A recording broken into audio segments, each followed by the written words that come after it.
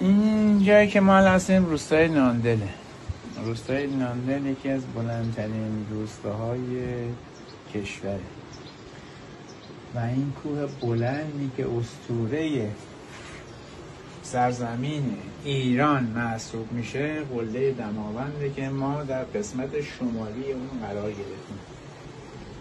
یال مقابلی که میبینیم از این طرف داره شروع میشه میره بالا که منتهی میشه به یال شمال شرقی، یال مازیاره. یال مازیار و از اون طرف یال دیگه ای که بهش منتهی میشه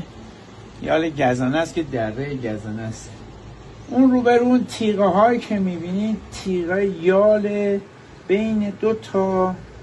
دره یخاره، دهلیز مرکزی و آبشار،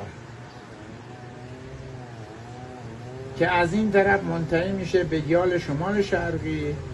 این قسمت آبشارش، و اونجا به یال یخار. یالای فرعی متعددی داره دماوند که منتهی میشه به یالای اصلی دماوند، به خصوص 4 تا یال اصلیش که این یال بلندی که انتها میشه یال گزانه است و اون یالی که انتها قرار داره که از اونجا از اون کفی شروع میشه و همینطور متصل میشه میره به بالا و تنها نقطه ایه که نقطه اتصال دماوند به رشته کوههای البرز قرار داره یال سردابه که انتهای پایینش دشت داغه و انتها منتهی میشه به خود قله دماوند. بین یال که بهش میگن یال سرداغ، اون انتهای بین یال سرداغ و یال شمال شرقی که یال گزانه و یال مازیار بهش متصل میشه چند تا یال قرار داره و چند تا دره که از مهمترین دره‌هایی که داره که از سمت غرب شروع بکنیم دره سیویلس و دره دوبیسه که اون انتها که میبینید یخچال سیویلس و این ورترش یخچال مال دوبیسل و اون بالا که قرار گرفت که تو این بالا قرار میگیره بهش میگن یخچال عروسک ها. و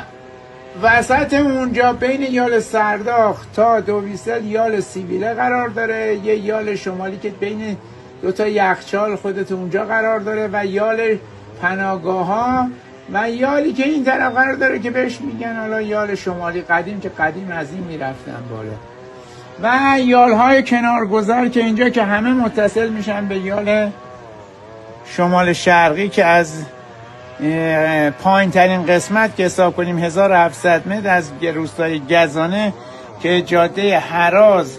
جدا میشه منتهی میشه به خود قله که طولانی ترین یال دماوند هم محسوب میشه. و این بالا هم که میبینید دشت ناندله که قسمت هایش مال گوسفند سرایی که داره مرتع چراگاه مال سمنانی ها قرار داره که اون طرف قرار داره و این پایینش هم که مال خود روستایی های خود ناندل قرار دارن که قبلا نبود ولی همینجوری خونه داره میره بالا